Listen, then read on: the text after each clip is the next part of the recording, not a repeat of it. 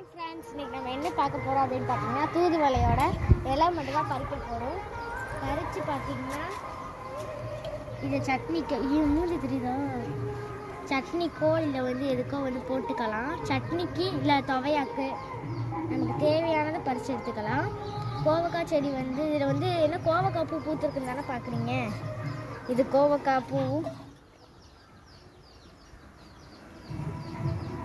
பாருங்கள் எவ்வளோ பூ பூத்துருக்குன்னு. பூவுமே நம்ம கொஞ்சம் தேவையானது பறிச்சுக்கலாம். ஒன்றே ஒன்று மட்டும் பறிச்சுக்கலாம், ஏன்னா அப்புறம் காயெல்லாம் காய்க்காது.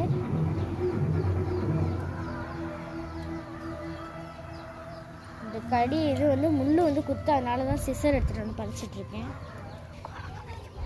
இப்போ வாங்க கோவக்காய் பறிக்க போகலாம்.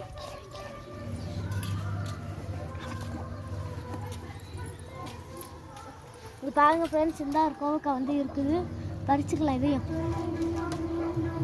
பாருங்கள் ஃப்ரெண்ட்ஸ், மழை பெஞ்சனால ரொம்ப இதாகிடுச்சு.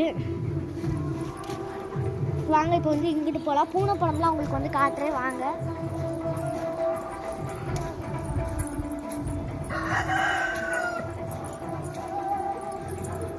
இது பார்த்தீங்கன்னா இருக்குது.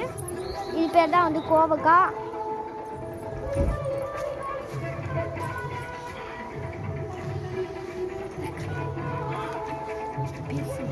இருக்கு பாருங்க கோவக்காய்.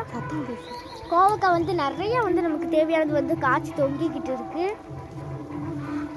பாருங்க ஃப்ரெண்ட்ஸ் எவ்வளோ இருக்குன்னு பறித்து போட்டுக்கலாம். நமக்கு எல்லாமே உள்ள பார்த்தீங்கன்னா ஒன்று பழுத்த பழம் ஒன்று இருக்குது, அதையும் பறித்து எடுத்துக்கலாம்.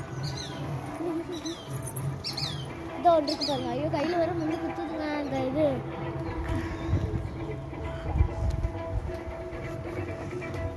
பழுத்த கோவக்காய் தாங்க, பழுத்த கோவக்காய் நல்லா பழுத்து போயிருக்குது பாருங்க. நெக்ஸ்ட் பார்த்தீங்கன்னா பூனைப்பழம் தான் பார்க்க போகிறோம். பூனைப்பழம் இது பேர் தான் இது காய், பூனைப்பழம் காய். இதான் பூனைப்பழத்தோட காய். வெடிச்சு காட்டுற பாருங்க. உள்ளைக்கு இப்படி தான் இருக்கும். ஆனால் பழுத்தது இந்த கீழே கிடைக்கு பாருங்க, மஞ்சள் கலரு.